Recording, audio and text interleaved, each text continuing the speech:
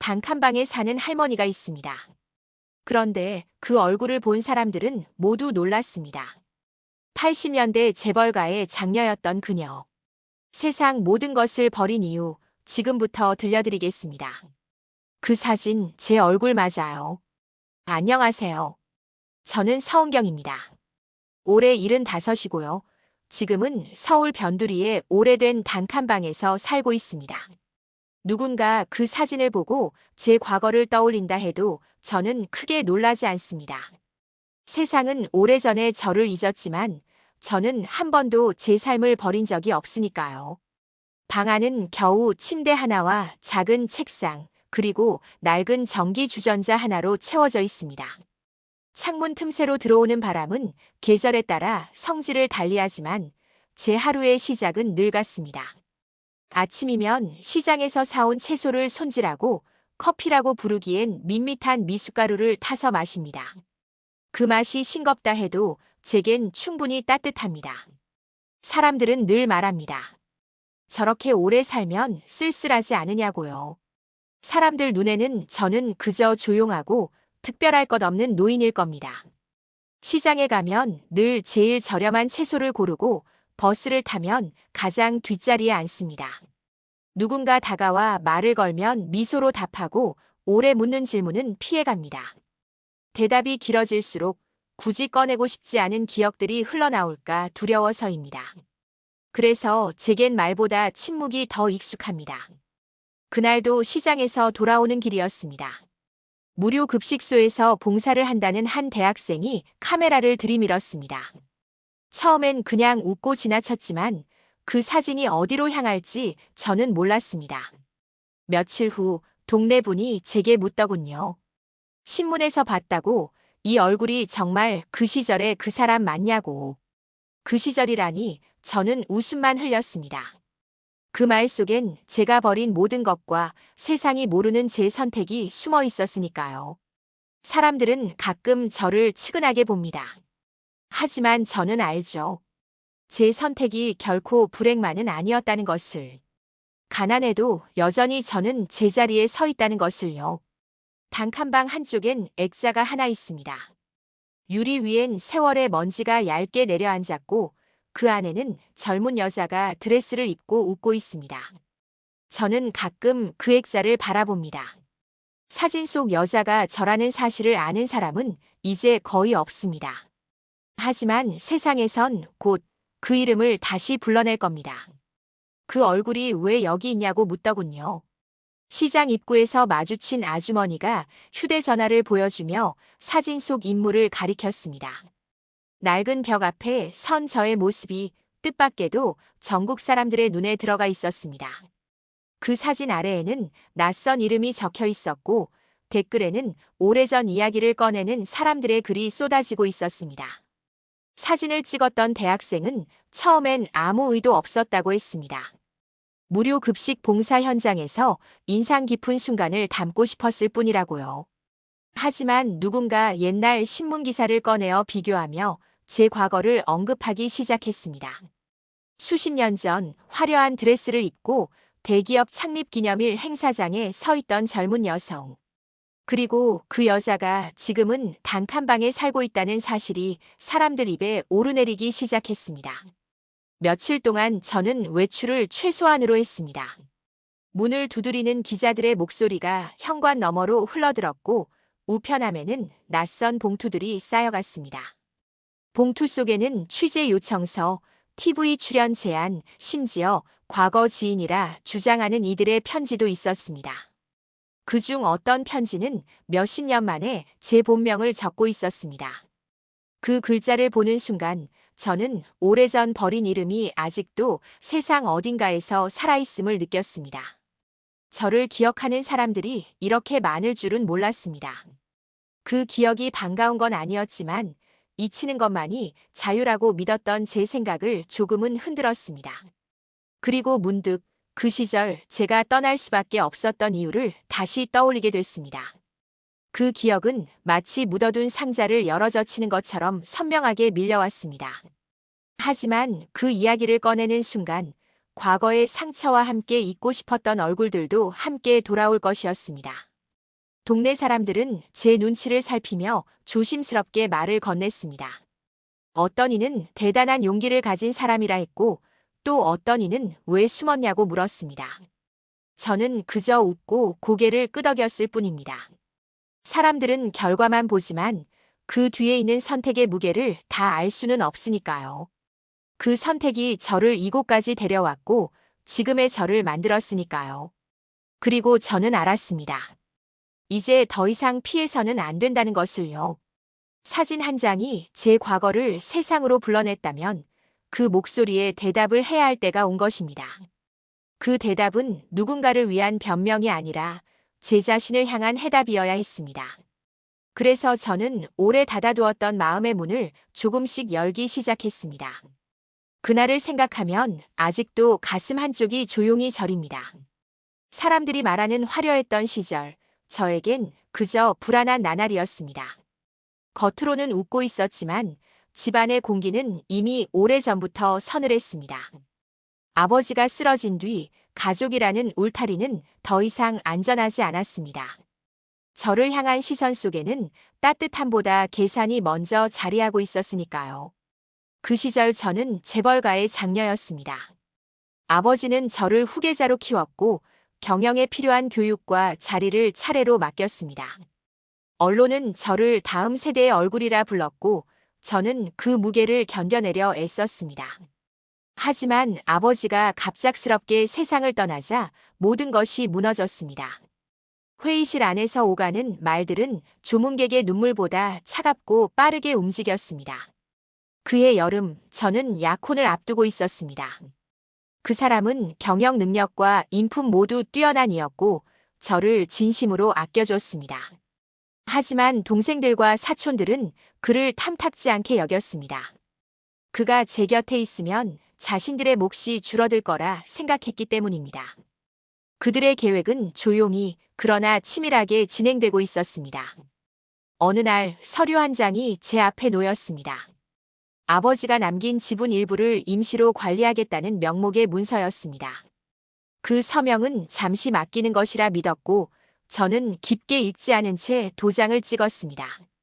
며칠 후 그 문서는 법적으로 모든 권한을 넘기는 증거가 되어 있었습니다. 그 순간 저는 아무 힘도 없는 이름뿐인 존재가 되었습니다. 약혼 소식은 취소됐고 집안의 모든 모임에서 제 자리는 사라졌습니다. 그들은 저를 한낱 부담으로 여기며 조용히 사라지길 바랐습니다. 저는 그들의 뜻을 거스르지 않았습니다. 그저 남아있는 사람을 지키기 위해 제 발로 집을 나섰습니다. 그 사람마저 잃게 된다면 제 선택은 아무 의미도 없을 테니까요. 짐이라 부르기도 민망한 가방 하나와 몇 벌의 옷, 그리고 저를 지켜보던 하인들의 울먹임을 뒤로하고 집을 나왔습니다. 차창 밖으로 보이던 대문이 점점 작아질수록 제 살도 함께 작아지는 듯 했습니다. 그날 이후 저는 제 이름을 감추고 한 번도 과거를 말하지 않았습니다. 그렇게 수십 년을 살아왔습니다. 하지만 사진 한 장이 그 모든 침묵을 깨고 있습니다. 그리고 저는 알게 됐습니다. 그날의 선택을 끝내 묻어두지 못할 것이라는 사실을요. 이제는 숨긴 이유까지 함께 드러내야 할 순간이 오고 있습니다. 그 이유가 곧 제 인생의 절반을 설명해 줄 것이니까요. 그 사람만은 지키고 싶었습니다. 그 선택이 제 모든 것을 내려놓게 만들었지만 그 당시 저는 후회하지 않았습니다. 아버지가 세상을 떠난 뒤 집안은 돈과 자리만을 이야기했지만 그는 끝까지 저를 사람으로 대했습니다. 그의 손길은 계산이 아니라 온기였고 그의 시선 속에는 저라는 한 인간이 담겨 있었습니다. 그래서 저는 그를 지키기 위해 제 자리를 스스로 버렸습니다. 그는 제 약혼자였습니다. 결혼식 준비는 거의 끝났고 두 집안의 합의도 순조로워 보였습니다. 하지만 경영권 다툼이 본격화되자 그가 희생양이 될 수 있다는 이야기가 흘러나왔습니다. 그를 업계에서 밀어내기 위해 부도와 분식회계의 책임을 그에게 덮어 씌우려는 움직임이었습니다. 그 순간 저는 결심했습니다. 모든 잘못을 제 몫으로 끌어와 그를 그 싸움 밖으로 내보내겠다고. 그날 밤 저는 그에게 직접 말하지 않았습니다. 대신 다음 날 아침 변호사를 찾아가 서류에 서명했습니다. 그 서명은 제 경영권을 포기하고 모든 책임을 떠안는 문서였습니다. 그가 그 사실을 알게 됐을 땐 이미 늦었고 저는 집을 떠난 뒤였습니다. 저는 그에게서 멀어져야 그가 살아남는다고 믿었습니다. 그가 떠난 뒤에도 소문은 저를 따라다녔습니다. 배신자, 무능력자, 욕심만 부리다 쫓겨난 여자. 그 말들은 오래 제 발목을 붙잡았지만 저는 반박하지 않았습니다. 진실을 밝히는 순간 그도 함께 상처 입을 것이 분명했으니까요. 그래서 침묵은 제 선택이자 그의 방패였습니다. 세월이 흐르며 저는 단칸방에서 조용히 살아갔습니다. 그의 소식은 멀리서만 들려왔습니다. 해외로 나가 성공했다는 이야기, 가정을 꾸렸다는 소문, 그리고 이제는 업계를 떠났다는 얘기까지. 그 소식을 들을 때마다 안도와 함께 알 수 없는 쓸쓸함이 스며들었습니다. 그는 이제 제 삶과 무관한 사람인데 여전히 제 마음 한구석엔 그가 남아 있었으니까요. 그런데 이번 사진 사건 이후 그의 이름이 다시 제 앞에 나타났습니다. 기자들이 그를 찾아가 묻고 있었고 그는 아무 말 없이 취재를 피했습니다. 하지만 며칠 뒤 제 문 앞에 작은 봉투 하나가 놓여 있었습니다. 그 안엔 짧은 메모와 함께 오래전 그가 선물했던 손목 시계가 들어 있었습니다. 그리고 메모에는 단 한 줄이 적혀 있었습니다. 이제 그만 숨으라. 저는 그 문장을 읽고 오래 앉아 있었습니다. 숨는 건 제 몫이었지만 이제는 그도 제가 나와야 한다고 생각하는 듯 했습니다. 그 말이 단순한 부탁인지 혹은 마지막 용기인지 알 수 없었지만 제 마음이 서서히 움직이기 시작했습니다. 어쩌면 이제 그날의 진실을 세상에 내놓아야 할 때가 된 것 같습니다. 저를 위한 것도 그를 위한 것도 아닌 그저 오래 묻힌 이야기를 풀어놓기 위해서요. 세상은 내가 숨긴 이름을 이렇게 쉽게 꺼내들었습니다. 사진 한 장이 바람을 타더니 기사와 방송이 잇따라 쏟아졌습니다. 화면 속에 비친 제 얼굴 옆에는 오래된 흑백 사진이 나란히 놓여 있었고 두 장의 사진은 서로를 증명하듯 겹쳐 보였습니다. 사람들은 이야기했습니다. 한때 재벌가 장녀였던 여자가 왜 단칸방에 사는지 그 이유를 밝혀야 한다고. 그 호기심이 파도처럼 몰려왔습니다. 기자들은 제 과거를 파헤치기 위해 옛날 신문과 기록을 뒤졌습니다. 사라진 결혼식, 끊어진 경영권, 갑작스러운 해외 이주. 그 퍼즐 조각들이 세상에 흩어져 있었고 누군가는 그것들을 맞추려 했습니다. 저는 그 모든 시도를 막을 힘이 없었습니다. 그저 문을 잠그고 소리를 죽이며 하루를 견뎠습니다. 그러나 세상은 조용히 기다려주지 않았습니다. 과거의 지인이라 주장하는 이들이 방송에 나와 제 이야기를 왜곡했습니다. 그들은 마치 모든 걸 알고 있다는 듯 제 선택을 자신의 입맛대로 꾸며냈습니다. 어떤 이는 저를 무능한 사람으로 또 어떤 이는 욕심만 부리다 실패한 인물로 그렸습니다. 그 말들이 제 귀에 닿을 때마다 숨이 더 짧아졌습니다. 하지만 뜻밖에도 제 편에 서는 목소리들도 들려왔습니다. 그 중에는 과거 제 밑에서 일했던 직원들도 있었습니다. 그들은 제가 사람을 함부로 대하지 않았고 약속을 지키는 사람이었다고 말했습니다. 그 말들이 방송을 통해 전해졌고 세상은 제게 또 다른 시선을 보내기 시작했습니다. 단순한 호기심이 아닌 진실을 듣고 싶어하는 시선이었습니다. 그 시선 속에서 저는 깨달았습니다. 이제는 숨는 것이 저를 지켜주지 않는다는 것을요. 오히려 침묵은 제가 아닌 다른 사람들이 만든 이야기만 남기고 있었습니다. 그렇다면 차라리 제 목소리로 제 이야기를 전해야 했습니다. 누가 믿든 믿지 않든 그것이 제 삶의 주인으로 다시 서는 길이었습니다. 그날 밤 작은 책상 위에 종이를 꺼냈습니다. 처음엔 몇 줄 적다 멈췄지만 시간이 지날수록 손은 점점 빨라졌습니다.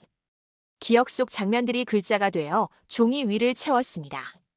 저는 다시 그 시절로 돌아가 있었고 한 장 한 장이 오래된 봉인을 푸는 열쇠 같았습니다.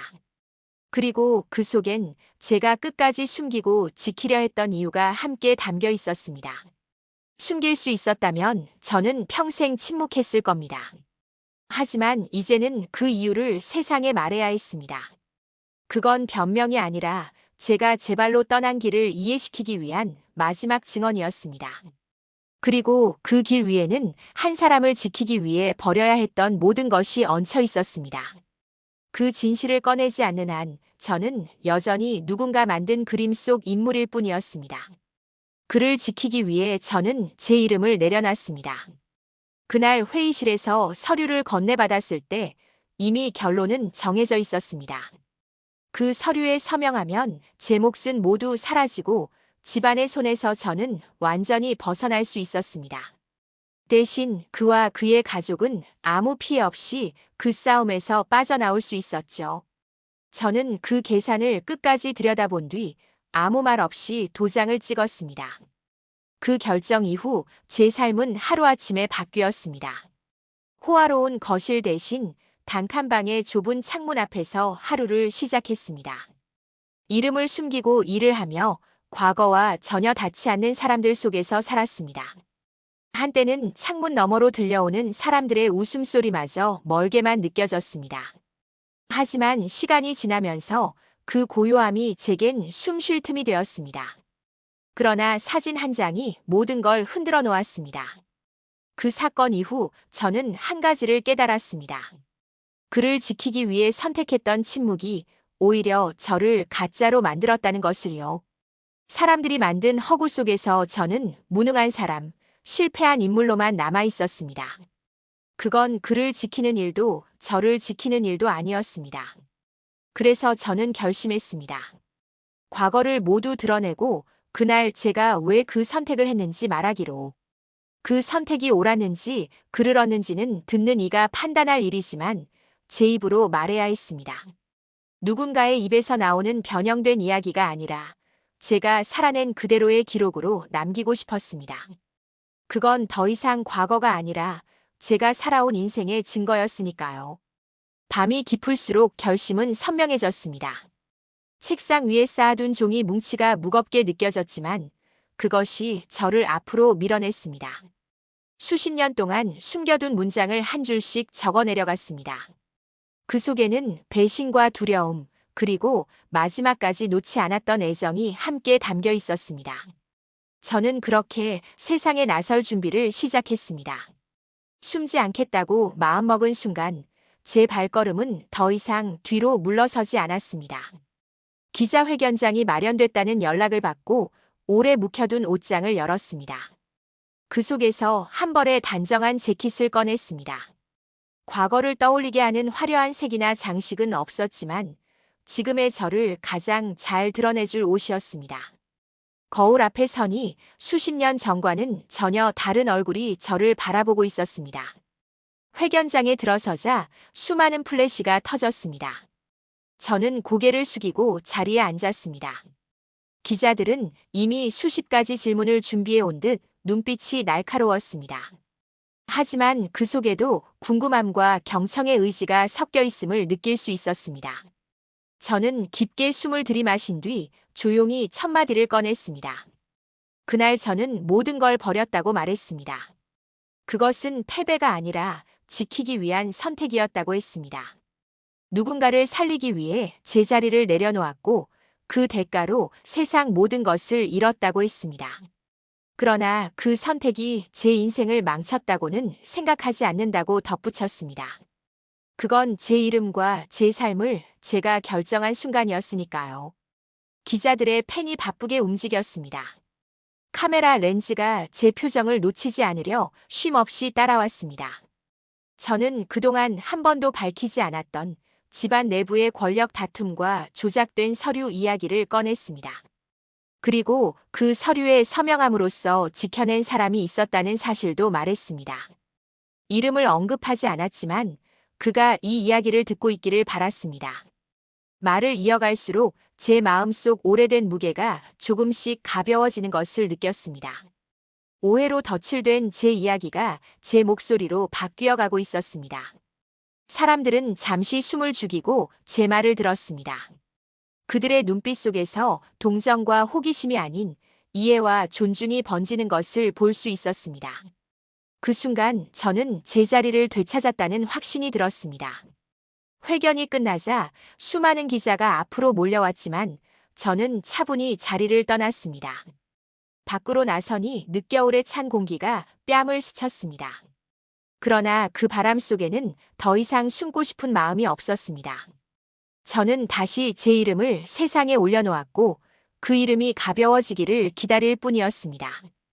이제 남은 건 그가 제 이야기에 어떤 대답을 할지 듣는 일뿐이었습니다. 그를 다시 만난 건 기자회견이 끝난 지 사흘째 되는 날이었습니다. 단칸방 문 앞에 조심스레 놓인 작은 봉투를 보고서야 그는 여전히 제 주변을 맴돌고 있었다는 걸 알았습니다.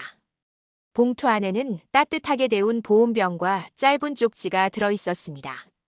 글씨는 예전 그대로였고 그 속에는 길지 않은 문장이 담겨 있었습니다.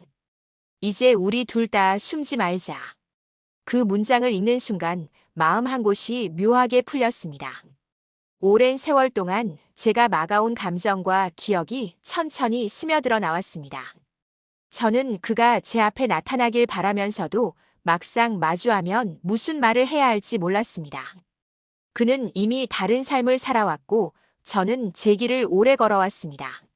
서로의 시간이 너무 달랐기에 다시 이어질 수 없음을 알고 있었습니다. 며칠 후 작은 찻집에서 그와 마주 앉았습니다. 그의 얼굴은 세월이 만든 주름 속에서도 여전히 단단했습니다. 우리는 긴 인사를 나누지 않았고 그저 서로를 바라보며 한동안 아무 말도 하지 않았습니다. 그 침묵 속에 우리가 겪어온 모든 날들이 들어 있었습니다. 그리고 그 침묵이야말로 가장 솔직한 대화라는 걸 깨달았습니다. 그는 제가 그날 서명한 이유를 이미 알고 있었습니다. 하지만 그 이야기를 제 입으로 듣는 것이 필요했다고 했습니다. 저는 웃으며 말했습니다. 그 선택이 당신을 살렸고 나도 나를 살렸다고. 그 말에 그는 고개를 끄덕였고 우리는 그 순간 과거의 모든 빚을 내려놓았습니다. 용서나 사과가 아닌 서로의 선택을 존중하는 눈빛만이 남았습니다. 그날 이후로 저는 단칸방을 여전히 떠나지 않았습니다. 하지만 이제 이곳은 숨는 공간이 아니라 제 이야기를 품은 자리입니다. 이웃들은 제게 다가와 삶을 묻고 저는 그들에게 있는 그대로의 이야기를 들려줍니다. 제 이름은 다시 세상에 알려졌지만 그 이름이 주는 무게는 더 이상 두렵지 않습니다. 저는 제 선택의 대가를 받아들였고 그것이 곧 제 삶의 모양이 되었습니다. 창가에 앉아 오래된 액자를 바라봅니다. 드레스를 입은 젊은 여자가 웃고 있지만 그 웃음 속에는 이미 결심이 서 있던 눈빛이 있습니다. 저는 그 눈빛을 알아봅니다. 그것이 제 이야기의 시작이자 끝이기 때문입니다. 이제 저는 제 이름으로 제 삶을 마무리할 준비가 되어 있습니다. 숨지 않고 지켜낸 시간 속에서 끝까지 제자리에서 살아가려 합니다. 저는 제 이름을 버렸지만 제 선택만은 버리지 않았습니다. 숨지 않고 살아낸 시간, 그리고 지켜낸 사람. 이 이야기가 당신 마음에 남았다면 앞으로도 잊혀진 진실을 함께 들어주세요. 구독과 알림은 다음 이야기를 이어갈 힘이 됩니다.